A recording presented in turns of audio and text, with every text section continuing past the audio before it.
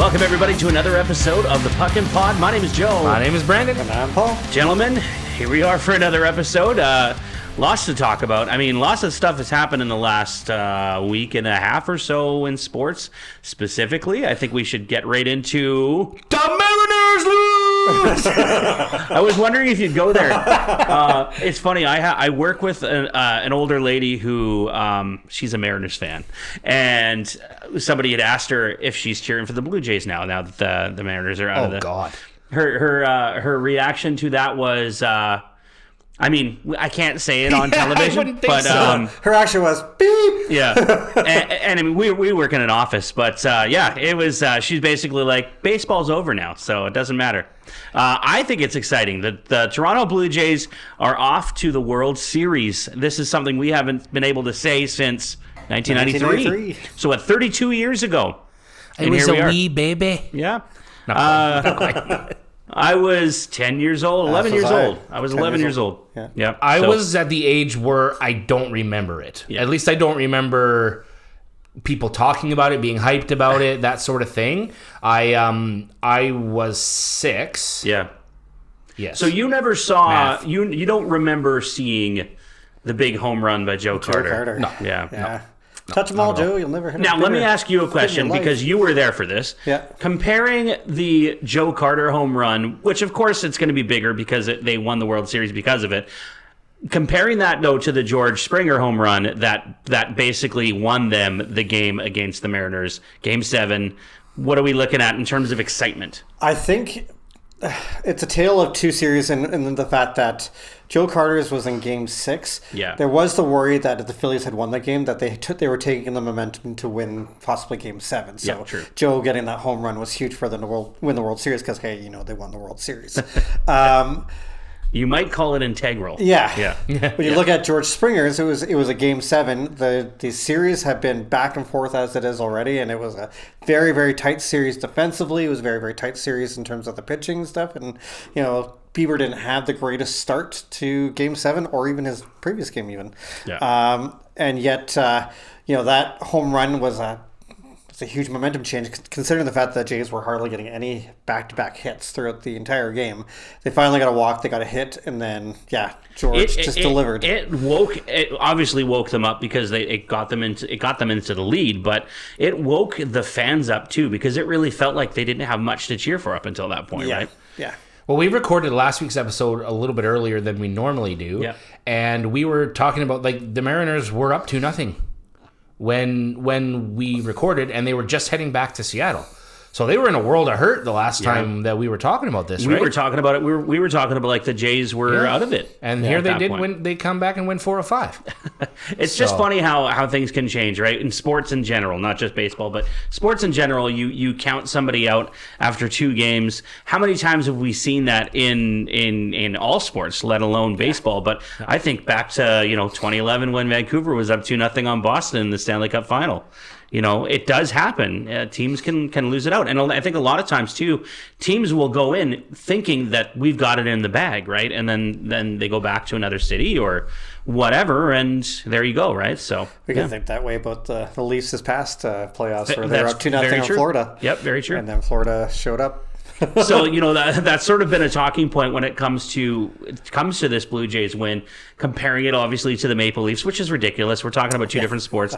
However, the talking point has been that there is a Toronto team that can get past that hurdle. Is the curse broken, so to speak? And I don't see it as a curse personally. Like, from the outside looking in, I'll be honest with you guys, I don't see it as a curse. It's just dumb luck. It's the way hockey goes. It's the way sports goes. Are you the type of people that believe in that kind of thing? Do you see this as like, now we've gone over that hurdle and maybe the Leafs can do the same? Is it something that they can learn from? What do you think? No, we're not even going to go there, Joe. We're talking about 58 years of the Leafs trying to get over the hurdles. Well, let's also. Well, I mean, you look at the Blue Jays though. 32 years. 32 years. 26 years less. It's a long ass time. Yeah. Let's also consider the fact of the 2 different games, though, Yes. right? Yeah. Like, if you're... Hold on, let me be careful with this. If this isn't 2013 against the Boston Bruins and you're the Leafs, if you're up 3-1, your chances are in the last stage of a hockey game, you're done. You're not coming back from that unless some miracle happens. Exactly. In baseball, it happened in like 4 minutes. Yeah. Walk, hit by pitch, boom, home run. See you later. Done. Very true. You know what I mean? So that's it's and yeah, like hockey obviously is one of those sports where it's like, you know, with baseball you've got your offense, then your defense, your offense, and then your defense. But with hockey, it can change so quickly because you're on defense, boom, you're on offense. So and it's uncontrollable, you know, and there's so many players involved at any given time in the game. Whereas baseball, you got a pitcher, you got a batter. Exactly. That's it. Yeah. Right. Like we talked about months ago, one floated pitch over the center of the plate that was supposed to be inside. See you later, game over. So let me ask you guys this then, being baseball fans, being Blue Jay fans in general, like, do you see this as a situation where the Mariners might have overlooked the Blue Jays a little bit in this series? I don't think Especially, so. well, the reason I ask is because they went into, they won their first 2 games 2-0 in Toronto, going back home. And then they lose 2 in a row to Toronto. So what do you think kind of plays into that, if not them overlooking the Blue Jays or looking past the Blue Jays, so to speak? Maybe looking down on them, thinking they're the superior team, when really it's just a matter of scoring a few runs, right? If they have that mindset, obviously it bit them in the butt, right? Yeah. I would think and hope that they wouldn't feel that way. Who knows? You can't speculate. Yeah. But going into that series, the Blue Jays were the better team. That's true. Right? Yep. Mariners were a little beat up from their series with Detroit. But the Blue Jays had more injuries, correct? No, I think they were really... Was it the other way around? Oh, I mean, I guess so, yeah. I guess realistically. Yeah. And so on, yeah. Yeah.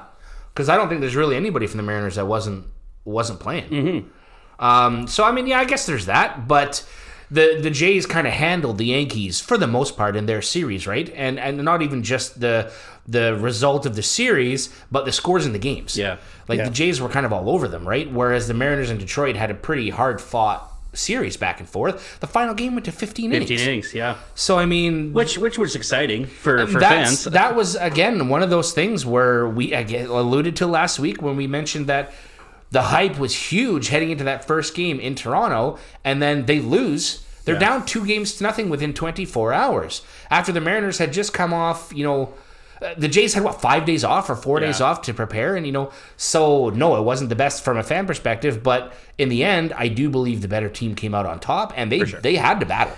Well, they had to battle. They did. If you look at Game 3, even it started off with the Mariners getting a 2-run home run to start off the game. You're like, this is not happening. This is not happening. But give it to like Vladdy had obviously a great series, as we know. But give it to a guy like Andres Jimenez, who's really not known for his power and not known to be the greatest hitter.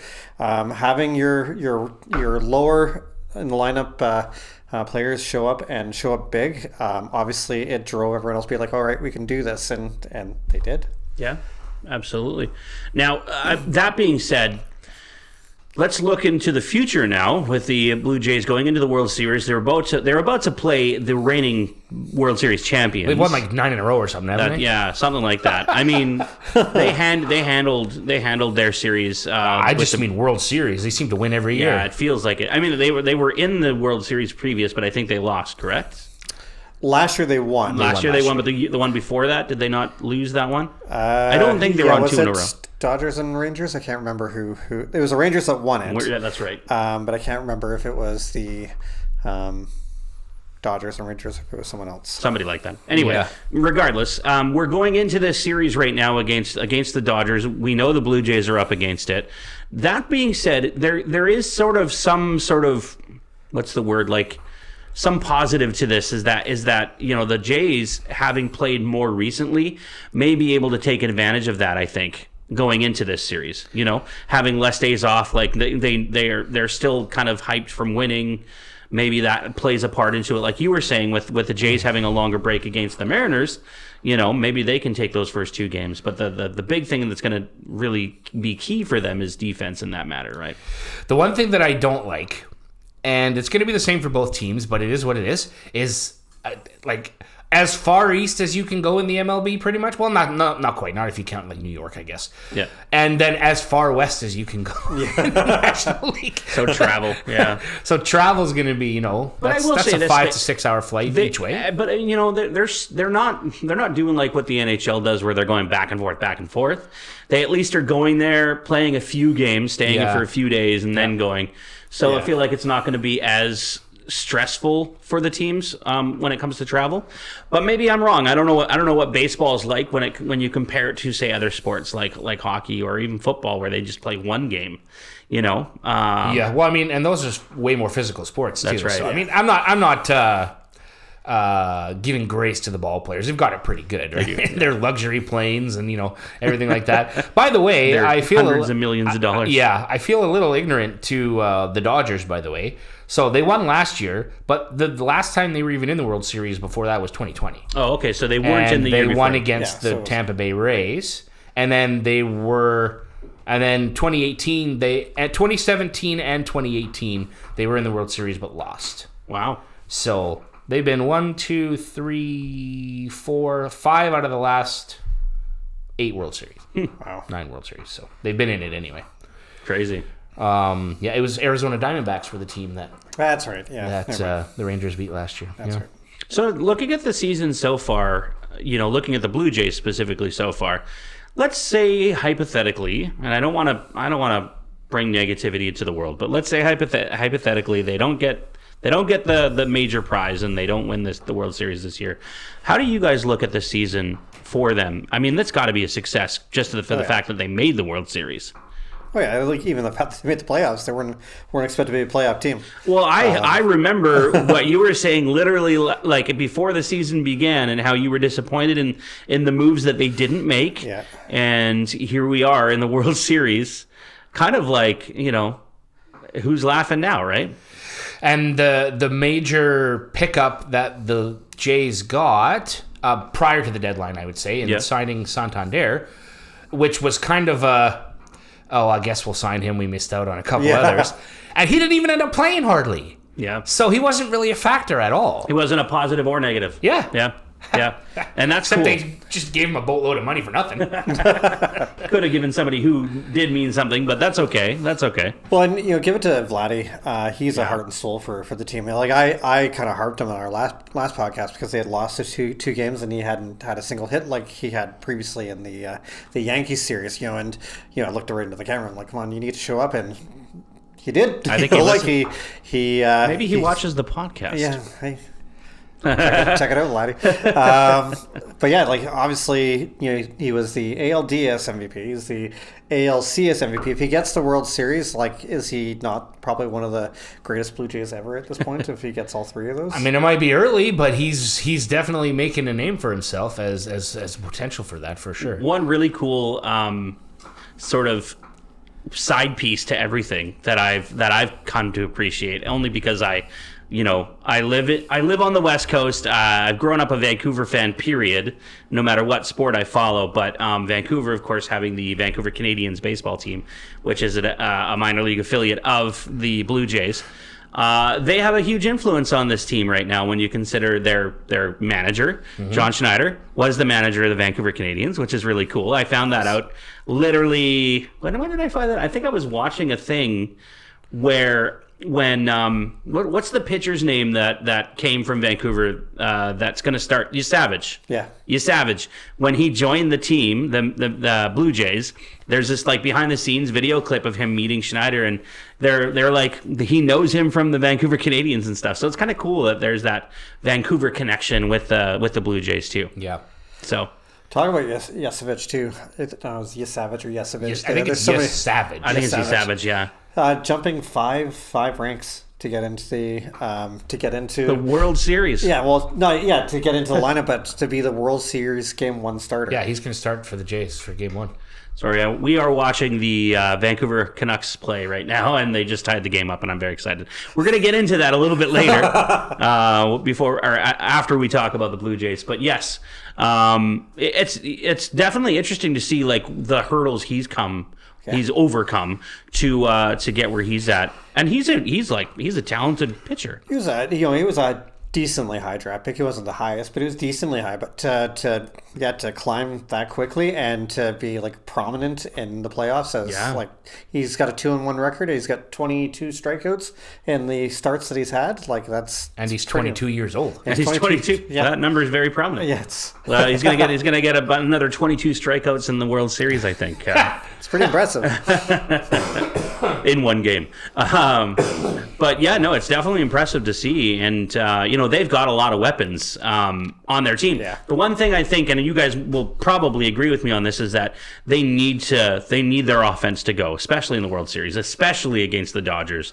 They need their defense to go too, but they need to get their bats going. There are right? like 4 starting pitchers: Tyler Glasnow, Blake Snell, Yoshinobu Yamamoto, the guy that the Dodgers took. Say that 10 times fast. Yeah, and Shohei Ohtani.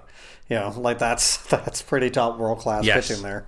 Yeah, you can't really think to yourself as a Blue Jay, let's just get through this game. We'll get him next game. Exactly. Good luck, man. Well, and it's the World Series. You only have 4 games to win, right? Yeah. They need 4 wins to win the World Series, and it's not going to be an easy feat. No. So now, having said that, when you look at the Jays, I would say if Yasavich can pitch how he's been pitching, he's going to stand just as good a chance to win Game 1 as whoever. You think it's going to be Snell starting for? Did they announce yet? They haven't announced it yet. I think it's going to be Snell. I think it Probably. will be. Or Glasnow, whichever. Is Glasnow left-handed? I think he's a lefty, yeah. I think he's a lefty, so I guess that's really going to depend because the Jays have been starting a lot more lefties lately. Jimenez might be a switch hitter. I know Santander was. Yeah. Jimenez might be. I'm not 100% sure. Maybe not. He's left-handed. Actually not even eligible for the World Series, Santander. No, that's right. Exactly, yeah. Barger's left-handed. Lucas is left-handed. All these guys that have been starting players for them, right? Mm-hmm. Now, it makes you wonder. Bo Bichette has apparently announced that he's good to go. Yeah. And they included him on the roster this entire time in hopes. So, who comes out? IKF? Ernie Clement will play second? Yeah, I say IKF probably comes out of the lineup. They're talking about actually the possibility of... Oh, no, Clement will play third. They're talking about the possibility of Springer being taken off a DH, put into the outfield, and Bo Bichette going DH. Right. I mean, that would make sense, at least for a game or two, maybe till he gets back into a bit of game shape off the field. So this is the part of the game that I don't understand yet, and you guys should be able to answer this for me. But a designated hitter, in the case of Bo Bichette being designated hitter, is that all he's going to do that game? So he doesn't play defense at all. The designated hitter, the purpose of it is to eliminate your pitcher having to bat. Right. So in the American League... To relieve their arm or whatever. That's right. Yeah. In the American League, designated hitter has been a rule and a position for decades. Right. Yeah. In the National League, they always had their pitchers hitting up until I think it was last year. Oh, wow. Yeah. So anytime...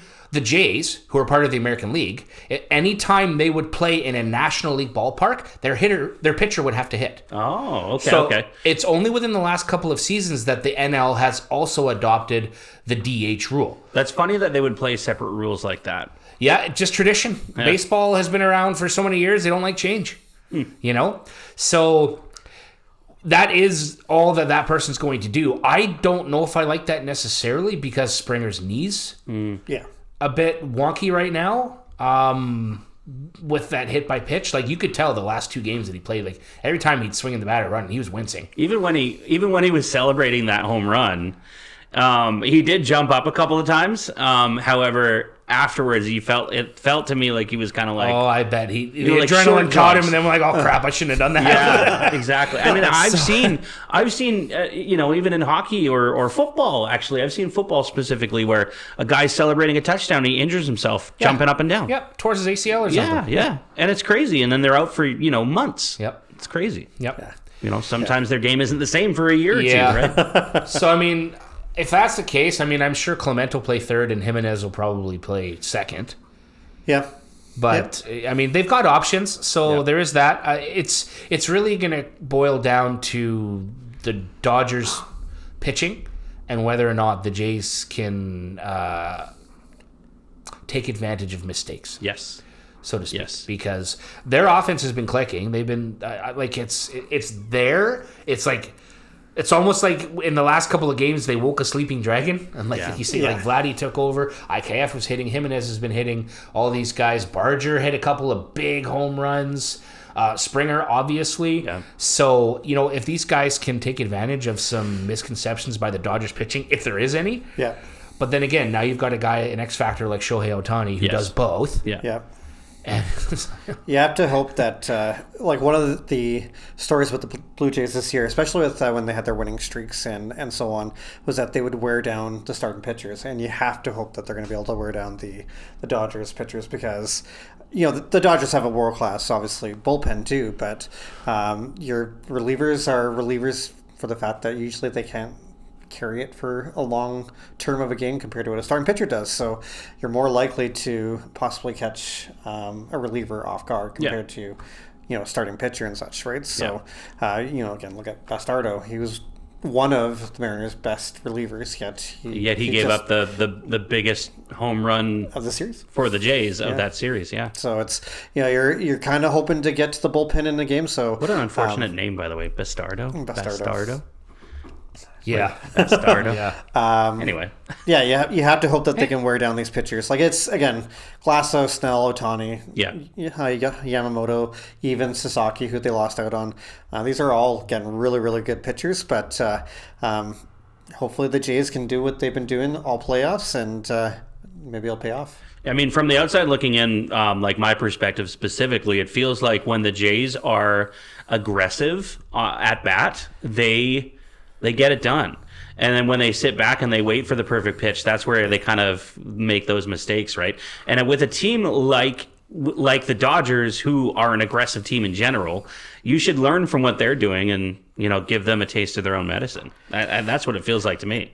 And not give up 3 home runs to Ohtani in the game. Well, that'll be key, I think. That'll be key. I don't know what we were doing. I think Tiff might have been down at the hot tub when we were in Whistler. Right. And I had the Dodgers game on a little bit, and I saw Ohtani hit the 3rd home run, and I just went, oh my God, this guy's crazy. Yeah. One thing that I did not realize, and it may be a factor, it may not, it could have like a Max Scherzer feel to it, but they've kept Clayton Kershaw in the lineup for the World Series too. Mm-hmm. Nice. I mean, he's 37, right? And he's getting on, and this is his last season. But the head coach Dave Roberts was like, "I'd love to get him in there at some point." Yeah. But I am still going to pitch the guys that are pitching the best. Of course. So Kershaw's been kind of on a bit of a downward, but he's still a complete X factor in my opinion. Well, he could be one of the greatest pitchers ever to That's pitch right. the game, right? Exactly, yeah. And he's a lefty too.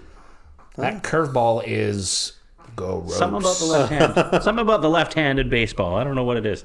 Gentlemen, let's talk a little bit about hockey. No. I was going to say, I say this with a little bit of a less energy tone, but I'm currently watching the Vancouver Canucks play the Nashville Predators. It is 1-1 in the second period, which is surprising when you consider the stinker that the Canucks laid last game against the Pittsburgh Penguins. Now, I'm not going to create excuses for the Canucks, but like the thing about it is they're just in bandages right now. Like everybody is hurt. It feels like every important player is hurt right now.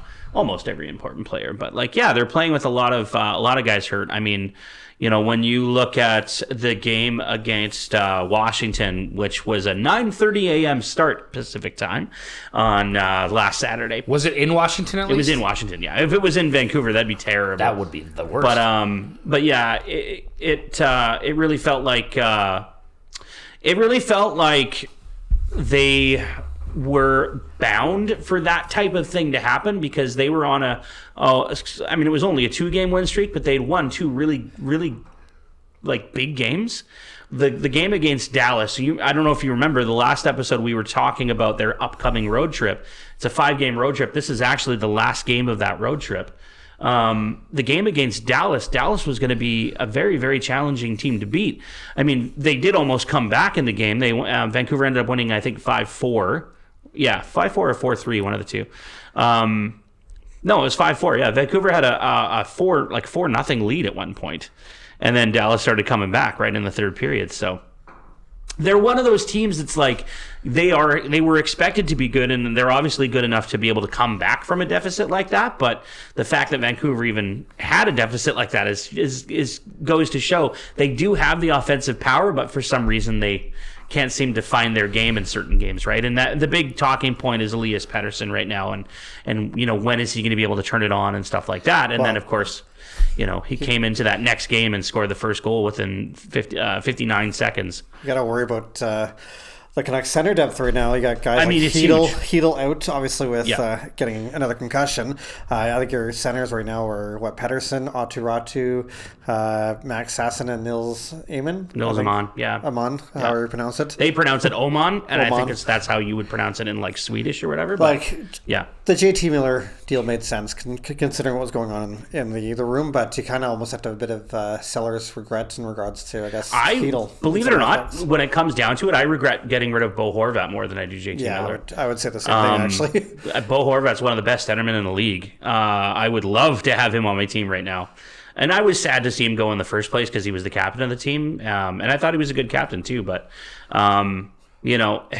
it's tough. You can regret every decision your team makes, and most of us do to a degree. But, they have to find a solution when it comes down to it. They're currently talking about Matt Wood, who, of course, is a Nanaimo boy, nice. playing his first year in the NHL right now. So good for him. Shout out to Matt Wood if you're watching. If you're watching, I'm sorry. I don't think he's watching right now. Right now he's not watching, but then again, you're not watching right now either. We're currently recording. But Nanaimo boy playing in the NHL. It's pretty exciting stuff. I watched him play the BCHL. He played for Victoria in the BCHL. Yep. Nice. So it's pretty exciting stuff. Played in the World Juniors a couple of years ago. Yeah, that's right. Yeah. Which was awesome to see. It's great when you see people who are like from your hometown playing in an important game and stuff like that. So, going back to the Canucks, I think that the biggest struggle right now for them is finding the depth and finding the right piece. And I know Alvin has been in interviews saying, we're looking, but there's not a lot out there. Teams don't want to give up those good players that they need, right? Because everybody right now in October is like, we're going to make the playoffs. Even the teams that are not going to make the playoffs, but they believe they are, right? And those teams are playing well. I mean, Chicago's playing well right now. San Jose's playing well right now. The Mammoth. Anaheim is playing well. San Jose's not playing well. Well, okay, yeah, San Jose not an exception, but they're never going to give up their big pieces, right? They'll never give up to Foley or whatever, right? But fair enough. It'd be interesting to see once we kind of start getting a little deeper into the season, how things are to roll out with our teams, with other Canadian teams. Like the Flames are not necessarily having the start that I expected of them, considering how they started last year. Yeah, they are one of the worst teams in the league this year so far to start. But again, that could change. We've said the same thing about the Oilers and the Blues, in our last podcast. That's true. That could change. But this is kind of a year too. If you do happen to tank, McKenna is considered a world class player. It's a decent prize, yeah. So, if you've got your first round pick, true. They seem to win games, fly around like candy these days, right? Yeah. I mean, just look at some of these standings, though. I know it's early. We're only like 7-8 games in. Some teams have still only played 6 games. I think this is Vancouver's 8th game right now. This is Vancouver's 8th game. Yeah. It's through both both conferences. There's some surprises. Yeah. Like there is. The Stars, they're 3-3. Yeah, that is surprising. That is very surprising. That's still not even that terrible of a record when you really consider it. I mean, the Canucks are 4-3, and you're talking about them being terrible. Yeah. Really, you're absolutely right. You're absolutely. They have a winning record right now, and we're sitting here like they're the worst team in the league. Yeah, and it's like they're injury plagued right now. So, but it's not about sometimes winning games. Like for me, it used to be. It's not that way for me anymore necessarily. It's the overall picture and how they're playing, because how they're playing and how you see them playing and how they approach the game and how they compete in the game and that sort of thing, that's going to translate to the standings at some 100%. Point. Yeah, and if you look at it like building up wins early in the season, and let's say you drop off January, right? you've got all these wins built up that you're banking on that to keep you in the playoff picture at that point. However, in a situation like Calgary, right, where you've got so many losses in a row now, you've got a lot of catch up to play when it comes to finally figuring out your structure and whatever to start winning, right? That's the challenge. And I think that's where somebody like Vancouver doesn't want to be at. We want to keep winning so that we can bank on those and make the playoffs at the end of the year. Now with the Flames, one thing I could at least say for them is they still battle in their games. Like the only one that's been really kind of, I should say two actually, they've been kind of blowouts are the Canuck game and the Golden Knights. Every other game's been 1 or 2 goals difference. Like it's been I mean, close. They won their first game against what was it? The Oilers. The Oilers, yeah. Which was, I mean, it was surprising to see that considering where everybody expected the Oilers to be, right? But and I think like I still stand by my statement that the Oilers are not as good as they look on paper. You know, maybe they make a move or two, we'll see, but you know, right now it doesn't look like they're as deep as they think they are. You have to wonder if like the whole McDavid thing dragging a little bit into the preseason and just even almost the start of the regular season, whether that did have an effect on the I think it had an effect on McDavid himself. Yeah. I mean, just scored his first goal. I was going to say just scored his first goal. Yeah, like we're how many games in for them? They've played 7. 7. So 7 games in, finally gets a goal. Like that's crazy to me. Now we all know McDavid. He can go off and score 58 goals. Points yeah. But you know, it's just crazy that it took this long to get it going. So it just shows you though, like people go in streaks, people go in waves. These guys are good, but they're humans. Yeah, that's I don't know. Well, we'll talk about the Leafs there, Brando. What are we looking at for those guys? I don't know. Back to my point from 2 minutes ago. It's when you're seeing the things they're doing on the ice that baffle you a little bit, that's what makes you worry. Yeah. Let me ask you this though: is it a consistent thing you're seeing? Yeah, I would say. Okay, I would say it's consistently inconsistent. Right. They're not doing the same things every game. So it's. I'm not going to use it as an excuse with injuries as well because they've only recently had a couple. But I mean, again, don't get me wrong. Their record is 3-3-1. It's not above 500 record, but I mean, it's not the worst. They could be Calgary. Sorry. But it's the little things like I talked about. You know, the lack of physicality. Now. I think they'd played 3 games the last time we recorded. They've now played 7. I think that I've only watched maybe 1 more game since we recorded. Just life has been crazy busy, and I just haven't had the opportunity to watch like I normally would. I normally don't miss a game. I don't miss a minute, really. But guys like Joshua not hitting like I thought he would. Nick Waugh, kind of the same thing. Steven Lorentz has been injured, and he's one of their guys that's one of their physical players. Right. Max Domi, who I don't know where his style of play is. I don't know what type of player he is. Because towards the end of last year, he was a pest. Yeah. He was a pain in the ass, and I loved it. That's exactly how you need to play. Yeah. He's one of the best skaters on that team, so use it.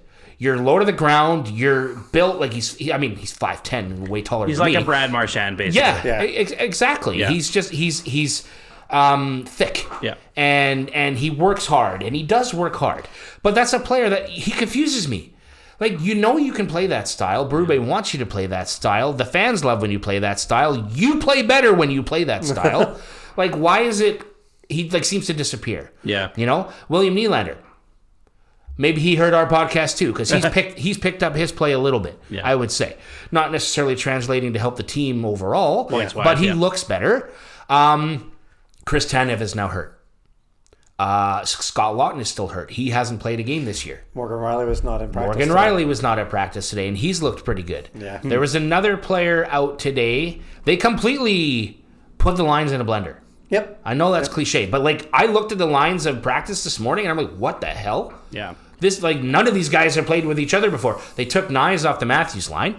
Yep. It's completely changed around. Even the D pairs have changed. Yeah. So, I mean, and Stolarz, he's been scrutinized not him scrutinized, but he scrutinized his His teammates, in the media a little bit. Famously. And then he came out after the last game where they looked terrible, and he's like, "Oh, we did a lot of good things."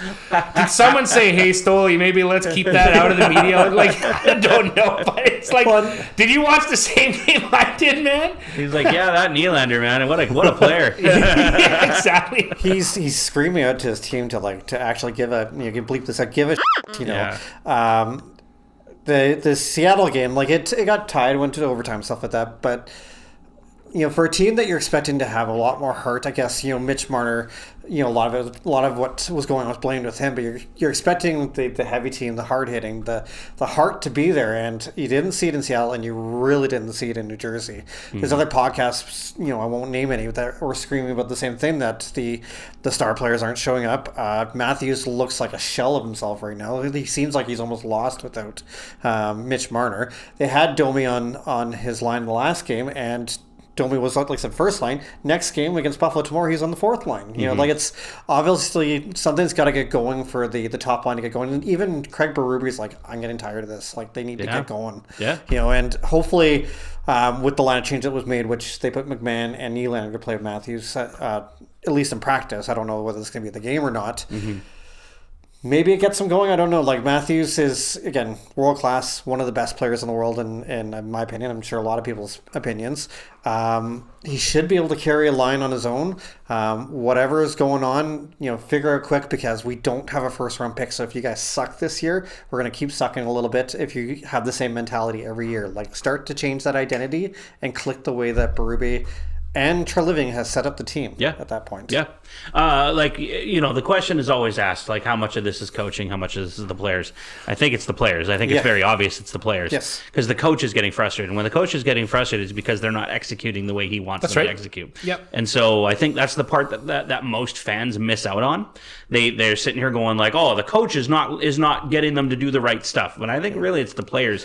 And I mean, even Vancouver, when they were struggling at the beginning of the year, the argument was that it's all the coaching. The coaching, their structure doesn't work. Their structure doesn't work. It's not the structure not working. It's the fact that players aren't executing the structure. And I think that's the part that tends to get missed when it comes to hockey in general. But let me ask you guys a couple questions about the NHL specifically before we move on to our last subject of the episode. But the NHL, we were talking earlier a little bit about teams that have surprised us a little bit. You know, Dallas being one of them. What about the East? Let's talk about, like, Florida, for example. What's their record right now? 4-4. Okay, so they're an even record. The reason why I'm even bringing them up in the first place is because it feels to me like they should be better than they are. Well, if it's any consolation, when we recorded last week, they were 3-0. Yeah. So they've gone 1-4 since. So something's going on. I wonder if it's injury issues, if it's maybe a little bit of a hangover. I don't know. That's two of their best players, two of their role leading leaders. The whole works are and that's kind of where I'm going with it. Like, we are seeing injuries all over the place. I was just talking about Vancouver being plagued with injuries right now. What do you suppose that is from? Is it like training? Is it off-season training? These guys aren't doing the right things in training off-season, or what? Like, because I'm sure most of them are freak injuries, but, like, you know, I look at Nils Hoglander, I'm not going to see him till December, right? What's going on? Maybe the Earth's on the wrong tilt or something, and it's throwing things off. You could chalk it up to many things, right? Could be luck of the draw. The league is constantly changing. The players have such personalities these days. Yeah. It's open. It's in the media. It's everybody knows what's going on. Everybody can see it. We were talking before the game about now more than ever we're seeing players take personal leaves for, you know, deaths in the family or illnesses or mental health or substance abuse, whatever the case may be. You never saw that before. Like, I don't know when that line changed or if you can even draw a line. Probably not. It's maybe a gradual line. Yeah. But it's like within the last year or so, and this is not just the NHL, this is across sports. Yeah. Is it because of the the culture we're in now where there's more of a focus on mental health. Yeah. And if someone dies in your family, you can't just attend the funeral, come back in a couple of days. You can't rub some dirt in it. Yeah, yeah. It's not just suck it up anymore. That's it's right. It's people feel more, people experience pain more. I don't know what the case may be. Yeah, I think it's important that people have the avenue to be able to cope with things that happen in their lives, and have the ability. I think any employment, in place you work for, should be able to give you that opportunity to be able to get over those things in a healthy way. So that's just an example of one reason that the league's changing, the players are changing. So with that mindset, now you could say things like, well, maybe they're not training as hard because they're, their personality is, I've got my money, or it's all secretive, so we have no idea. Or is it in the instance of, let's say Hedel? Yeah. On the weekend. Yeah. Tom Wilson. Now, we can discuss the hit if you like. We don't necessarily have to. I think we should, but quickly. So, Wilson comes across, makes the hit. He's out with his 19th concussion. Yeah. And now, is that just Wilson ramped up because it's the beginning of the year trying to play hard? Is it because Wilson's a piece of crap? Like what is it? We were talking in our group chat about this, and that we should discuss this on the show. And I agree. I think it's important because to get a sort of a Canucks fan perspective of the hit. And I consider myself a bit of a logical fan because I'm not sitting here going like, F that guy for doing what he's doing, being the player that he is, because he's going to be the player that he is no matter what. He tried hitting Connor Garland earlier in the game, and Garland got out of the way. And Garland is 5'7" or something like that. You know what I mean? Like he's not a big guy. So for Hedel, a lot of that is Hedel's fault. Like Hedel makes the pass, but he kind of watches it as it goes rather than looks to see him coming. It's coming, yeah. And he hits him. It's a clean hit, perfectly clean hit. And any Canuck fan who sits here and says it's a dirty hit doesn't know how hockey hits work, because that's a clean hit. He hit him in the chest. He didn't hit him in the shoulders. He didn't hit him in the head. He didn't use his shoulder to hit him in the head. Anything like that. Yep. Anything like that. The only argument I have, and this is where you and I kind of differ in this, is I think it was a bit late. And the reason why I say it was a bit late is because after he passes the puck, he takes 2 strides. He takes 2 strides with his skates, and that's long enough for it to be what I consider enough time. And that argument has been stated on talk radio, on podcasts, you name it. That's an argument that I think a lot of people say that could be an argument for a penalty, if it were an argument. I'm not going to sit here and say that should have been a penalty, whatever. Like, I'm not going to sit here as a Canuck fan and be like, that should have been a penalty. It wasn't a penalty. The thing I'm disappointed in the most is the fact that Hedel's hurt again. That's right. That's the fact that we lost a player who brings something to the team. Yeah. And now there's a chance he may never play hockey again, right? We still don't know the results of any tests that he's had done or anything like that. No idea when we'll ever see Hedel play hockey again, if we'll ever see Hedel play hockey again. We also lost Jonathan Lekkerimäki that game with a shoulder injury. We also lost Teddy Bluger that game, who just came back that game. Yeah. So Teddy Bluger is one of our best defensive centermen. Mm-hmm. He's the fourth line center. Wins faceoffs, defensive zone faceoffs specifically, and is really good defensively with his stick and everything too. So the Canucks are really hurt right now, and a lot of it is just due to injury. And it was in one game. We lost 3 players in one game. So it's pretty crappy. Unfortunately, that's the way it goes. Like we talk about, the fact that the league is plagued with injury, but it is what it is. You talk about players not sure coming back. We kind of right now look at Joseph Woll for the Leafs. There's nothing. There's radio silence when it comes to what's going on with him. Again, personal matter. Personal matter, and personal matter. And he's been gone for a month. Yeah. Longer than that, like 2. I think he played 2 training camp games, maybe 1 training camp game. Didn't play anything in September. Hasn't played anything in October. Wow. Now I'm going to say something that probably is going to get critiqued by maybe some controversy. Some fans out there. Thank you for preparing us for controversy. When it comes to, I guess, mental health and personal matters and stuff like that, I'm for whatever you need to recover, for sure, to a certain extent. I believe not that necessarily people are milking it or players are milking it, but I believe there has to be a middle ground. You can't I think take too much time. You still have a responsibility to the team, to the organization, whatever. To the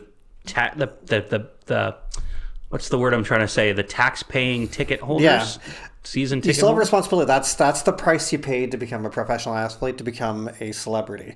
So, in my personal opinion, like I said, I'm fine with needing time to recover from things.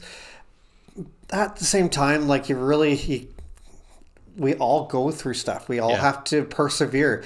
I've lived with a quote that's been given to me by a family member for a long time, that pain does build character. Like, if you can push through the pain and still follow through with your responsibility, you're given even that much more respect than if you're just willy-nilly. And I shouldn't say it that way, but if you're taking time, but you're almost taking too much time to deal with something, you're going to keep going in the same loop, dealing with that thing until you start overcoming it and start empowering yourself.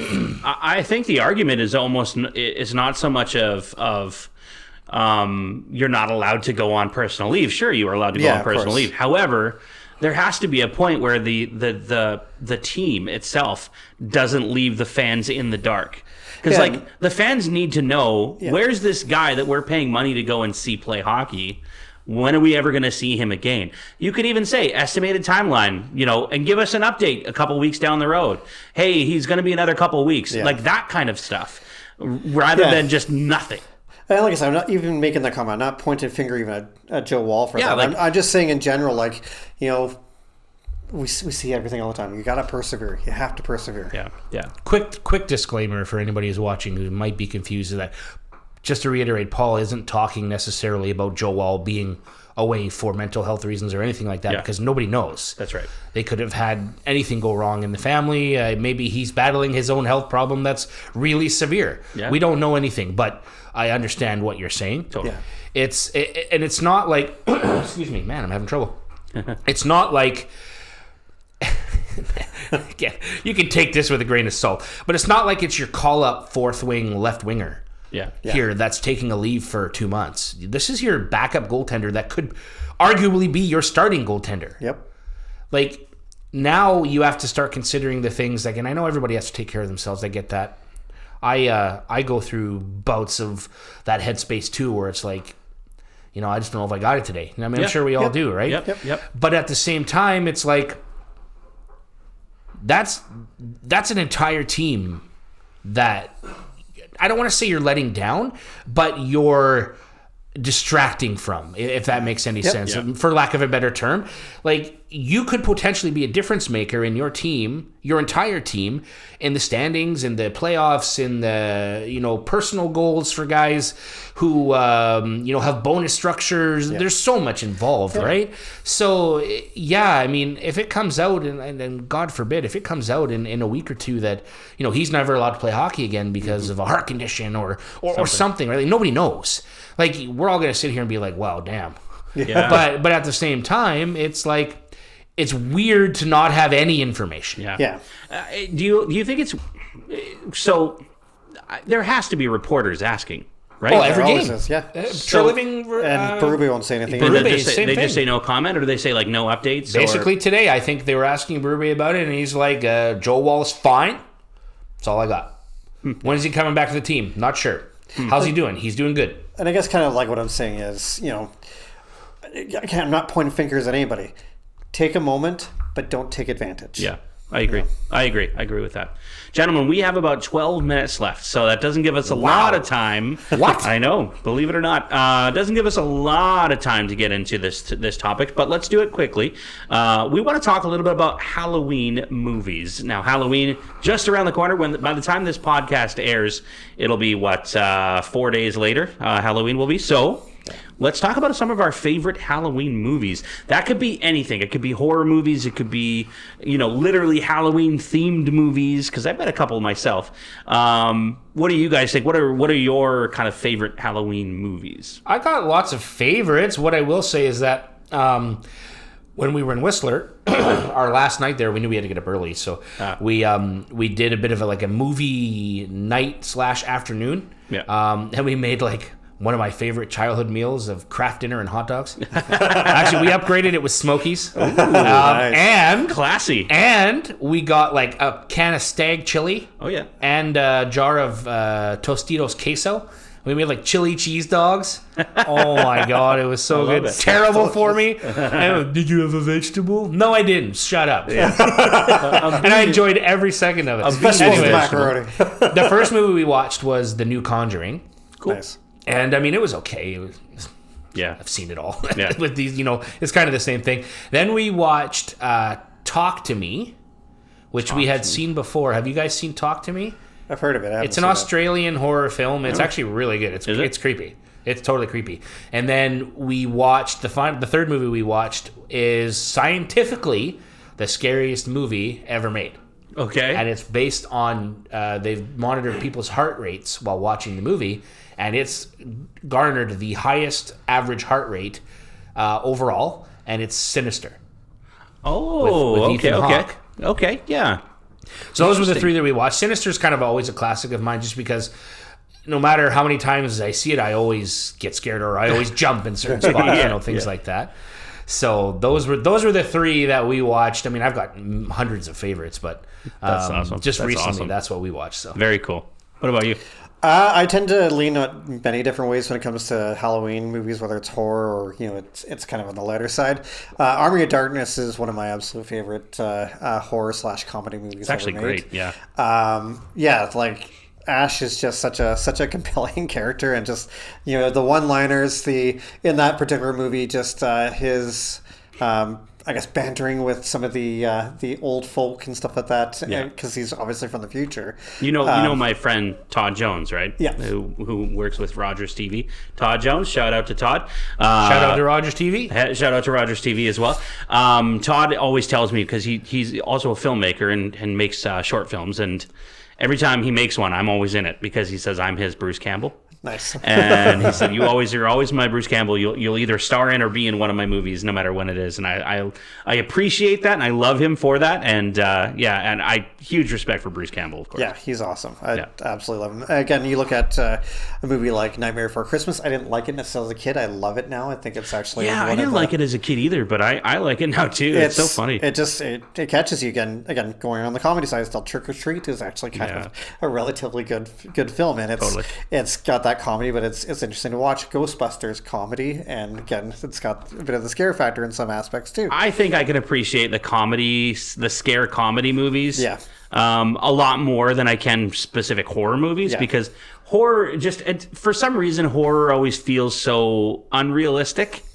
Whereas at least a scare comedy, you've got comedy to fall back on. So, I think of like Hocus Pocus, for example, right? Like, that's a funny movie, and like, when I talk about my favorite Halloween movies, I think of when I was a kid and I would watch Halloween specials, right? Like Garfield Halloween special. Oh, yeah. I loved that show. I would watch it every year. It's like one of those things. And for Christmas, I do the same thing with like the Garfield Christmas special, right? Like, I don't think I watch it much anymore, but when I was a kid, I would watch it every year.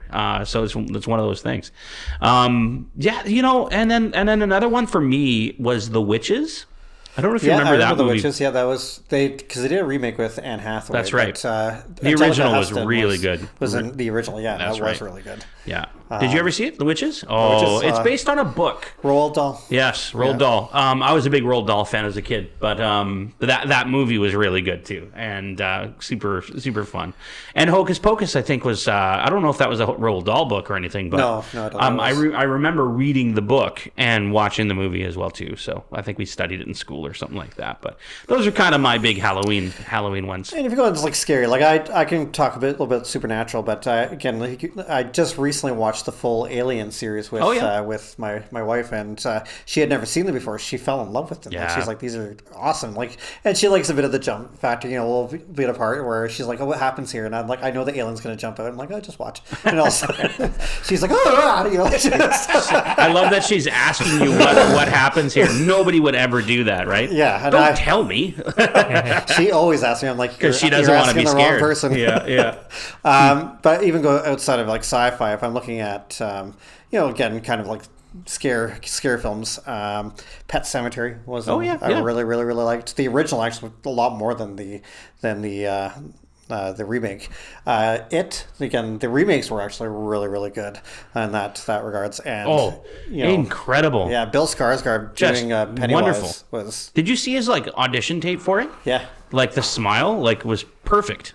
Oh, just so scary. Reminds me in Sinister, the deputy that Ethan Hawke kind of utilizes to help him get information on the investigation and stuff, that he's basically, if you haven't seen it, he's trying to write a nonfiction book about murders. That, like, he's a crime writer, that's what he does, and sometimes he's helps solve cases and stuff like that, right? Anyway, so he gets a deputy to help him. The guy that plays a deputy in that movie is the same guy who plays, I don't know his name, in It, the guy that's allergic to everything. Oh, yeah. I don't remember his name, too. It starts with an N, I think. Is it Nathan or Nate? Something like that. I'm butchering it, but anyway. But obviously the adult version, not the kid version. But Yeah, of course. I had totally forgot about that until we just rewatched Sinister. I'm like, hey, I know that guy. Eddie. That's hilarious. Eddie Eddie. is his name. Way off. Yeah, not even close. Anyway. For me, like another one that I used to watch too was Casper, the one with Christina Ricci. Oh yeah. I had a huge crush on her when I was a kid, didn't? Yeah. and then also like loved the movie. I probably watched it 100 times. But it was also a Halloween movie. Like the show, the actual movie took place on Halloween or during Halloween. They had that Halloween party in their house when the ghosts appeared. So super fun. I think you guys are gonna come over next on Halloween, and I mean, I'm sure you and the kids will stop by. But Actually, I got a Clippers game on Halloween. Oh, do ya? Faye will be out with the kids, as far as I know. I think we're gonna have Beetlejuice on the TV. Charlie actually talks about Charlie, my son, always talks about coming to your house for Halloween because he's like you guys are always out with your fire pit and everything, and so he's looking forward to stopping by. So you'll probably see him for sure. We got rubber duckies to hand out. That's again. awesome. Yep. That's great. Yep. We still have, I think, the duckies you gave them last year. Nice. They use them in the bathtub. So Cool. Well, there'll be a couple more. Yep, absolutely. You ever seen like the foreign horror Like films, horror like you look movies, at the Ring like and stuff like that? Nosferatu or something? Yeah, and then they're obviously remade. One that was an okay remake, but definitely the original was better. Did you ever see Let the Right One In? Yes. Incredible. yeah. Like the original? Yeah, the really original. good. Yeah, I hadn't seen it. It is the remake had Chloe Grace Moretz in it. I know who that is, yep. Yeah, she was in Kick-Ass. Kick-Ass, yeah. And she was good. I Girl, liked think. I liked her. I liked her in the remake.